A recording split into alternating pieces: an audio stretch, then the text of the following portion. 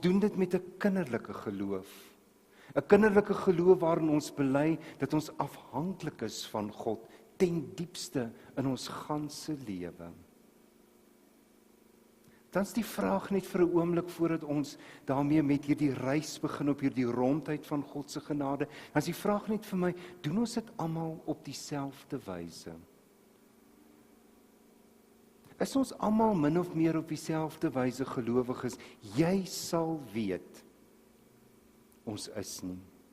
Somtyds verskil ons in ons familie so uiteenlopend met mekaar en ek kan so goed onthou, een van die persone wat dit vir my die mooiste beskryf het, was Ferdinand Duist. Hy het nogal 'n begrip ook gemunt, wat ek graag wil gebruik.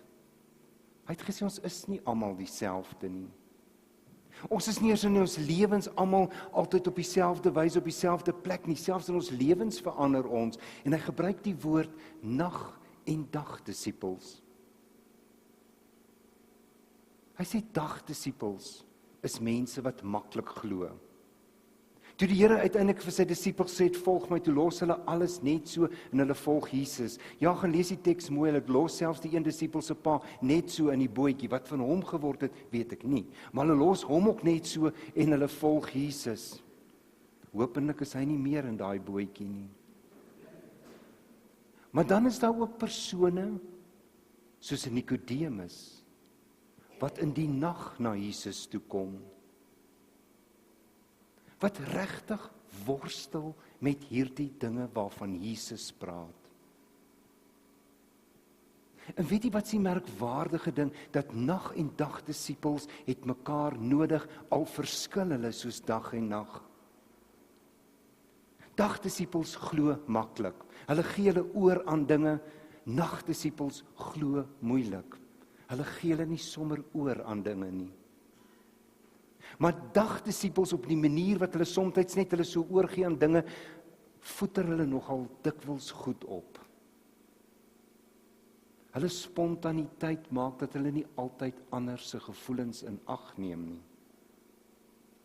Hulle het so iets van die styl van terughoudendheid van nagdisippels nodig. Maar nagdisippels het weer vir dagdisippels ook nodig. Iets van hierdie onwrikbaarheid van die dagdisippels het nagdisippels nodig, want hulle vra soms so baie vrae, dat hulle iets van die geloof soms kwytraak. Hulle kan nogal maklik sukkel met geloof. Nag en dagdisippels. Sodat wanneer ons op soek gaan en ons weet al hierdie dinge wat jy so mooi in die voorsang ook saamgevat het, om te sê, ons is kransdansers, ons moet ons voete vind, daar waar ons uiteindelik is. Ons moet in 'n spanformasie uiteindelik, soos die springkaan, besef ons moet saam as gelowiges goed doen, maar ons moet ook doen as die son skyn beplanners soos die muurtjie. En as ons dan op reis gaan en vra, maar hoe vergestalt dit in gelowiges, in hierdie geval Josef se lewe, dan sien ons hoe hy deur sy trane heen uiteindelik deurgewerk het op die rondheid van God se genade tot by vergifnis. Hy het sy broers vergewe. Naomi het deur haar trane heen, sy 'n bitter vrou gebly. Maar Naomi het 'n skemer geword. Sy het uiteindelik beplan, sy het 'n toekoms oopgemaak vir Rut. En vanaand gaan ons nou na Nehemia toe. En gaan ons ook vra, kyk na sy uiteindelik trane, wat het hy gedoen? Josef het gedroom, Nehemia gaan ook droom. Naomi het glad nie meer gedroom nie. Maar sy was 'n skemer, en Nehemia is 'n skemer. As ons vanaand hierdie verhaal van Nehemia vertel, dan wil ek hê jy moet ook probeer let op watter wyse hy aansluit by die wysheid van die Spreukeboek. 'n Laaste tussenopmerking. As ons dan almal nie dieselfde glo nie, Op dieselfde wyse tot geloof uiteindelik ons lewens kom soos nag en dag disippels nie. Is daar vir my 'n laaste vraag, net voor ons met Nehemia se verhaal begin. Ons het nou al gepraat oor 'n kinderlike geloof, wat beteken my afhanklikheid van God. Maar as nog een baie algemene opmerking, wat ons baie dikwels hoor, as ons op soek gaan om iets te verstaan van hartseer en troos, dat mense vir jou sal sê, tyd bring genesing. Tyd bring genesing. Ek wil jou waarsku, dat as jy hierdie opmerking hoor, moet daar rooi geloofsligte, of jy nou 'n nagdisipel is, en of jy 'n dagdisipel is, moet daar rooi ligte by jou aangaan. Want as jy nie iets moet tyd maak nie, gaan tyd iets met jou maak. Tyd bring nie sommer meer genesing nie. Tyd maak somtyds uiteindelik alles wat in ons is op so 'n manier wakker, dat dit soos 'n monster word. Jy sal iets met tyd moet maak. As ons op soek gaan na hierdie genesing, op hierdie rondheid van God se genade, dan moet jy met jou tyd iets maak. Sommige mense het 'n wonderlike aanvoeling, intuïtief, dat hulle met tyd iets maak. Ander wag vir die genesing om oor hulle te kom. Wees versigtig. Somtyds maak daardie tyd iets met jou, as jy nie iets self daarmee maak nie. Kom ons sluit die oë. Here God, dankie dat ons vanaand weer verder op reis kan gaan. Breek vir ons vanaand hierdie woorde oop van Nehemia, sodat ons hierdie lig kan sien inkom. Dankie dat ons vanaand prakties versorg kan wees. Prakties versorg kan wees ten spyte van dit wat verkeerd geloop het. Breek vir ons in die donkerte 'n lig oop. Amen. Ek weet nie of Dr. Jerry vir julle gesê het, of doen die Dion, maar dit is toe nou nie load shedding hier nie, dit is regtig kabeldiefstal, nie? Is dit wat dit is? Dis kabeldiefstal. So julle is nie deel van load shedding nie, dis deel van kabeldiefstal. Kom ons lees vanaand uit Nehemia. Ek gaan lees vanaf hoofstuk 1, daarvan die eerste 11 verse. Nehemia, ek het nou ongelukkig die groot kansel Bybel hier, so ek kan nou nie vir jou sê watter bladsye dit is nie, maar as jy nou so vinnig moet opsoek, is net na 1 en 2 Kronieke, en as jy by Spreuke kom, en by Job, dan moet jy weet jy is te ver, dan gaan jy weer bietjie terug. Nehemia, hoofstuk 1. Dit begin met hierdie Nehemia kry berig oor Jerusalem. Die verhaal van Nehemia, seun van Hakalia, dit was in die maand Kislev, die 20ste jaar. Ek was in die vestingstad Susan. Hanani, een van my mede-amptenare, het aangekom uit Juda, hy en 'n paar ander manne. Ek het by hulle navraag gedoen oor die Judeërs wat uit die ballingskap vrygelaat is en teruggegaan het, en oor Jerusalem, en het hulle vir my gesê, die ballinge wat teruggegaan het, beleef daar in die provinsie Juda groot elende en smaad. Die muur van Jerusalem lê om, en die stadspoorte is verbrand. By die aanhoor van die woorde het ek gaan sit en gehuil en daarlank getreur. Ek het gevas en tot die God van die hemel gebid. Ek het gesê, ag Here, God van hemel, groot en ontzagwekkende God, wat u verbond en u troue liefde handhaaf teenoor die wat vir u liefhet en u gebooie gehoorsaam. Luister tog. Gee tog ag op die gebed wat ek u dienaar sonder ophou tot u bid. Ek bid vir die dienaars, die Israeliete, ek doen belydenis van die sondes wat ons teen u begaan het. Ook ek en my familie het gesondig. Ons het U nie geëer nie. Ons was ongehoorsaam aan die gebooie, die voorskrifte, die bepalings wat U aan U dienaar Moses gegee het. Dink tog aan die belofte wat aan U dienaar Moses gemaak het. As julle ontrou is, sal ek julle onder die volk verstrooi, maar as julle tot my bekeer en my gebooie gehoorsaam en nakom, sal ek julle weer bymekaar maak, al is julle oor die hele aarde versprei. Ek sal julle terugbring na die plek toe wat ek gekies het om my naam daar te laat woon. Hulle is U dienaars, U volk vir wie U met groot mag en krag gered het. Ag Here, luister tog na die gebed van U dienaar, na die gebed van U dienaars. Hulle vir wie dit 'n vreugde is om U naam te eer. Laat my tog voorspoedig wees met wat ek vandag wil doen. Laat hierdie man my simpatiek gesind wees. Hierdie man waarna hy verwys, is die koning. Daarom die slotgedeelte, ek was die koning se skinker. Ek lees tot sover. Wat maak ons as ons slegte nuus ontvang? Ek dink daar's waarskynlik meer as een van ons wat daarmee kan identifiseer. Toe die telefoon gelui het, en dit is my pa wat gepraat het.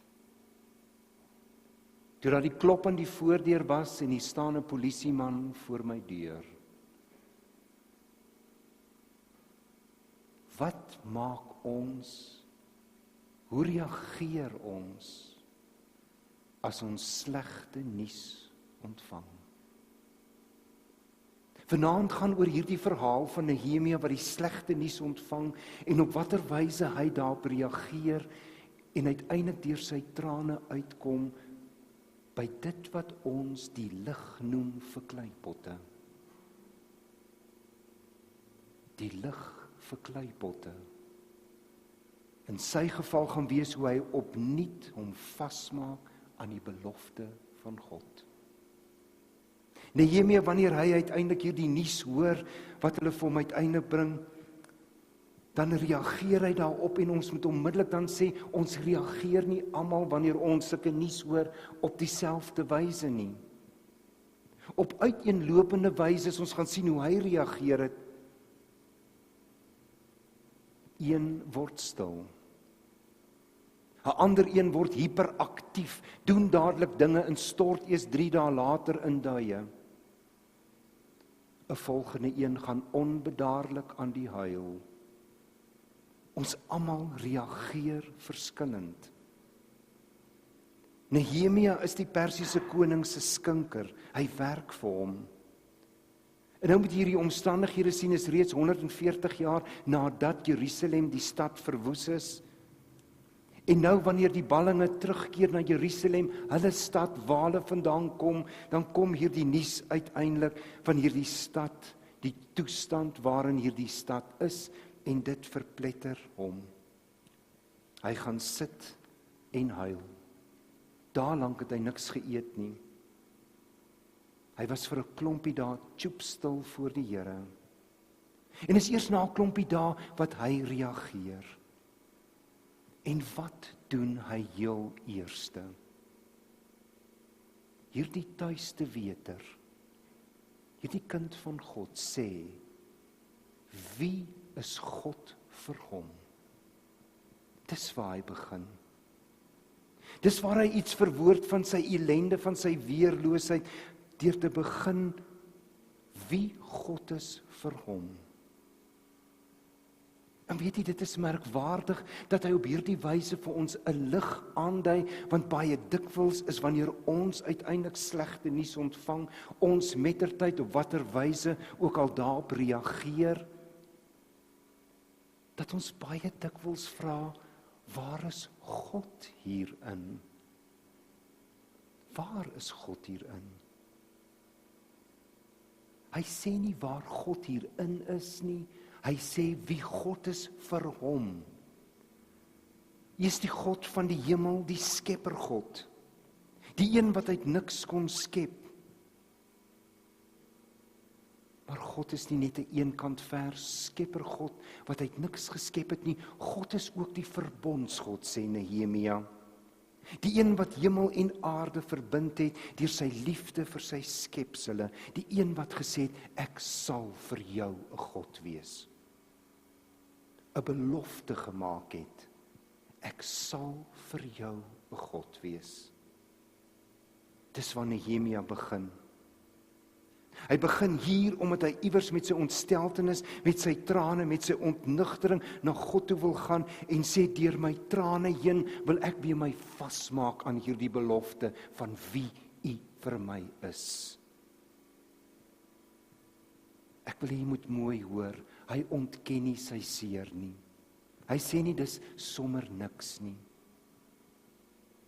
Hy het egte meelewing met hierdie slegte nuus. Maar die wyse wat hy dan reageer is om verootmoedigend voor die Here te kom. Here, ons het verskeidelik skuld hieraan. Ja, Here, ons het skuld hieraan. En die oomblik as hy dit sê, dan wil ek onmiddellik bysê. Baie dikwels, wanneer ons iets sleg oorkom, is daar ook skuld ter sprake, maar op 'n onvanpaste wyse.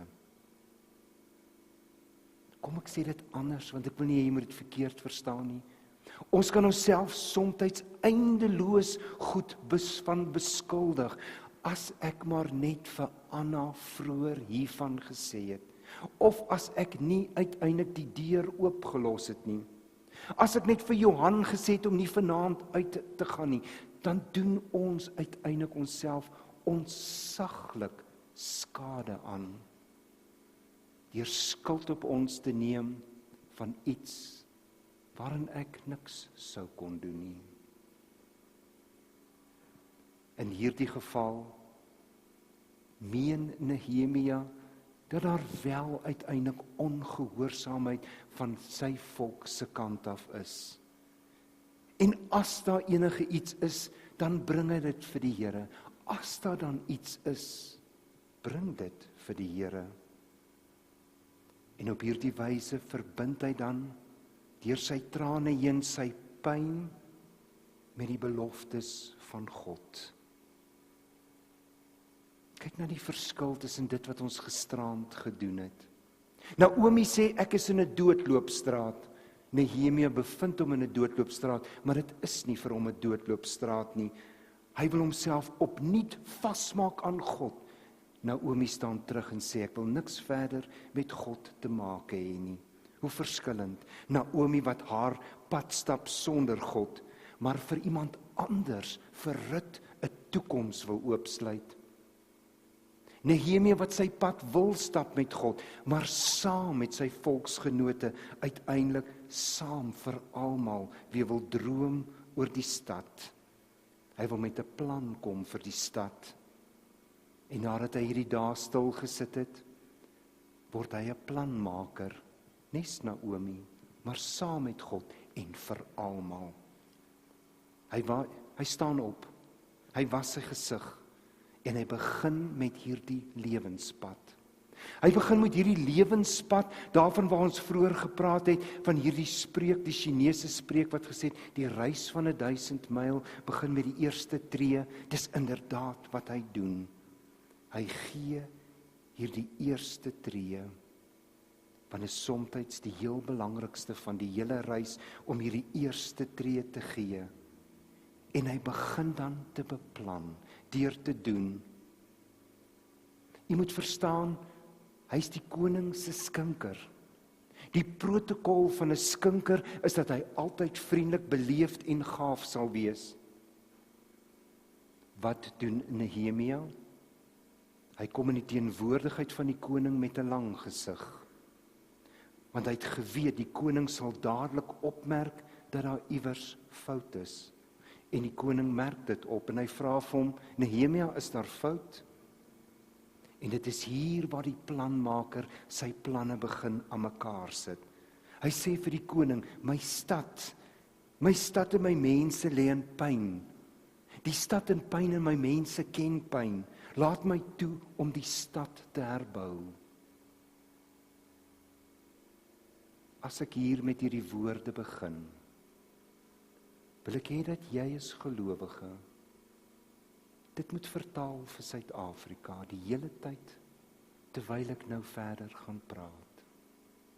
En luister op watter merkwaardige wyse hier ook vir ons, wat ons land aanbetref, 'n diep geloofslig oopgesluit word. Die koning is Nehemia se versoek goedgesind, want Nehemia het sy versoek goed deurdink. En as Nehemia dan begin om te beplan vir die land, en ek vra dat jy dit vertaal vir ons land Suid-Afrika, vertaal dit terselfdertyd ook in jou eie lewe, as dit op van toepassing op jou reis is. Want hierdie Nehemia, wanneer hy begin droom vir sy land, dan is hy ook die instrument van sy droom. Dit is so dikwels die tekortkoming as ons nie die eerste tree kan gee, of as ons uiteindelik dan hierdie droom het, dat ek nie bereid is om hierdie droom self na te jaag nie. Wat is sy droom? Hy wil sy stad en sy mense herbou, wat in pyn is en in pyn lê. Hy is nie een van daardie mense wat kom en sê, kom ons kyk nou wat is alles verkeerd hier nie. Daar is 'n hele klomp goed wat ons uiteindelik sou kon sê, dit maak dit nie moeite werd om te probeer nie, die taak is uiteindelik te groot. Ons kan so maklik 'n terminale klaarpot word. Ons verwar 'n kleipot met 'n klaarpot. Ons is kleipotte wat maklik kan breek. Maar hy word die een wat uiteindelik bereid is om die instrument te word van die goed waarmee hy egte meelewing het. Kom ons herbou die stad. Vertaal jy dit dalk vir Suid-Afrika, dan dink jy uiteindelik wat ek ook gedink het die eerste keer toe ek by Nehemia dit gelees het, hierdie taak is so bietjie groter as hy self. Wie het hy nou gedink, gaan hy nou regtig iets reg kry self? En dan het ek gedink aan die springkaan, aan die spanformasie. Hy het nêrens gesê, ek gaan hierdie stad herbou nie. Oral in elkeen van die sinne is dit, kom ons. Kom ons herbou die stad, en dan dink ek so by myself, as ek dan oor hierdie gedeelte dink vir wat dit vir ons land Suid-Afrika kan beteken, dat in hierdie week, maar veral ook volgende week, wanneer daar soveel duisende gemeentelede is, wat deel is van Pinkster in ons land. Watter merkwaardige geleentheid om diep na te dink oor die betekenis van ons geloof in God vir die herbou van ons land. Om as gelowiges ophou klaarpotte oor alles te wees, maar hierdie instrumente te word van verandering, sonder om te dink, ek kan dit alleen regkry, vergeet dit. Jy gaan waarskynlik 3,5 dae hou en dan moedeloos wees. Maar dat ons dit saam sal doen. Dat ons as gelowiges selfs oor grense heen, nie net vir een spesifieke kerklike denominasie nie, maar dat ons nie net as gereformeerdes nie, maar dat ons as methodiste, presbyteriane, ja selfs die charismatiese kerke, julle doen dit al klaar, om uiteindelik hande te kan vat en sê saam ten spyte van ons verskille, gaan ons hierdie land van ons verander. As wit en swart Christene in hierdie land, wat ons God, die Skeppergod bely, maar ook die verbondsgod. Hy bring Nehemia ander mense in beweging deur sy droom. Dit bly nie net woorde nie, dit is nie net 'n droom nie. Sonder beweging bly ook God se beloftes net drome, leebeloftes. maar hy word die instrument saam met ander. Kom ons doen dit saam, die sprinkaan formasie, 'n droom in beweging, die eerste tree is uiteindelik gegee. Hy doen dit konkreet, hy beplan dit vir 3 dae. Hy gaan eers Jerusalem toe, en dan gaan hy in die geheim die stukkende mure en die afgebrande stadspoorte na. Hy verken deeglik wat gedoen moet word, en hy weet, dit gaan 'n spanpoging moet wees. En dan, nadat hy uiteindelik hierdie terrein erken het, homself vergewis het, hy het nie sommer net ingespring en die eerste vragmotor gevat nie, was eers vragmotors nie, maar die eerste ding gevat en goed gaan regmaak nie. Hy beplan, hy praat saam. Hy het nie voorgegee dat hy alles weet hoe om hierdie goed te doen nie. Hy vind uit, daar's soms mense wat beter as ons weet. Om 'n Christen te wees, beteken nie ek weet die beste nie.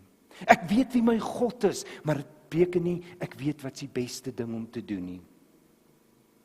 God kan dit dalk vir my sê, deur my ongelowige buurman, of my ongelowige werknemer saam met my, kan hy dalk vir my sê, wat is die beste ding om te doen, want die hele skepping behoort aan God. Dit kan wees, as ons dan begin, saam, nie alleen nie. Ek kan my nogal indink dat mense bietjie vir ons gaan lag. Julle is dom en simpel, as julle dink die odds is net teen julle. Nehemia het nie so gedink nie. Nehemia het nie so gedink nie. Want agter gelowiges wat droom, van die herbou van 'n stad, of die herbou van 'n land, of die herbou van 'n lewe, agter, onder, voor en bo hierdie droom en trane, lê daar uiteindelik 'n God wat in Jesus Christus vir hierdie wêreld gehuil het. Agter, onder, bo hierdie trane, wat ons uiteindelik huil oor 'n land wat in soveel opsigte stikkend is, lê daar die voorbeeld van Jesus, wat self deur trane heen uiteindelik moes leer wat gehoorsaamheid is. Beweging, ja, gaan deur trane heen. Gaan in Nehemia se geval deur hierdie vasmaak aan 'n belofte heen. Maar as dit ook nie vir Nehemia was nie, het daar ook geen beweging gekom nie. Dis so, ons is soveel jare weg van Jerusalem. Ons is ver weg in 'n ander land. Ons is hier in Suid-Afrika in die jaar van die Here 2015. En ook ons het 'n onsaglike groot opboutaak. Van 'n groot gedeelte van ons land, wat na ons oordeel ook in pyn lê. Daar's soveel dinge wat opgebou moet word. Maar terwyl daar soveel dinge is wat opgebou moet lê, is daar soveel mense se lewens wat daagliks verguis word op allerlei wyses. Met allerlei oorrompelende goed. Ons kan dit benoem van regstellende aksie uiteindelik tot armoede en nog baie goed tussenin. Ons sou so maklik net oor die diep hopeloosheid kon praat. Ek wil met u 'n droom deel. Dat ons as gelowiges eintlik daar waar gelowiges bereid is om as instrumente van hierdie drome te wees, om God se belofte selfs deur trane heen. Ja, as ons die saaisak dra, dan beteken dit ons glo nog in môre en oormôre, dat ons in hierdie grond iets sal kan kry, al is dit deur trane heen, dat ons 'n oes sal kan inbring. Al is dit dan die plant nou van die broodbome, wat 100 jaar vat om te blom. Maar dat ons vir ons kinders en ons kleinkinders ook die blomme van broodbome kan laat sien. Ek wil dat ons, al is dit deur trane heen, Nehemia se droom uiteindelik met hom sal deel. Maar dan veral hierdie diep betekenis van sy lig. Sy lig was dat egte meelewing, egte empatie met pyn, van mense wat uiteindelik op pynhope lewe, dat dit hom bruikbaar gemaak het vir verandering. Egte meelewing het hom bruikbaar gemaak vir verandering. Hy het nie net gesê, dit is hopeloos nie. Hy was nie net 'n klaarpot. As hy oor iets gekla het hy die instrument geword om die klag aan te spreek. Nie ten diepste was hy 'n kleipot wat weer God erken het van ons bestaan, wat dikwels deur trane heen moet gaan, maar dat ons, wanneer ons 'n kruis moet dra, dat ons kan opstaan vanuit hierdie kruis. Want dit is waar ons hoop bring. Kom ons herbou ons lewens saam. Kom ons herbou die stad saam. Kom ons leef oor grense wat ons so maklik van ander gelowiges vervreem. Kom ons begin die eerste tree met daardie grense. En ons vat hande. En al moet ons dan deur trane heen gaan, dat ons God se beloftes, die God vir die skepper God is, maar 'n verbondsgod is, en 'n God vir ons wil wees, dat ons dit waar sal maak in ons land. Amen.